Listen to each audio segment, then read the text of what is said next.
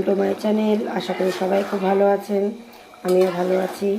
এই যে রাতে এখন ডিমের ঝোল রান্না হচ্ছে, ডাল, ভোলা মাছ সবই রয়েছে।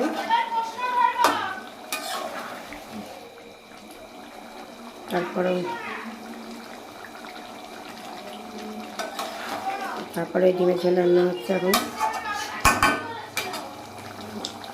ডিমের ঝোল হয়ে যাবে, খাওয়া দাওয়া করবো।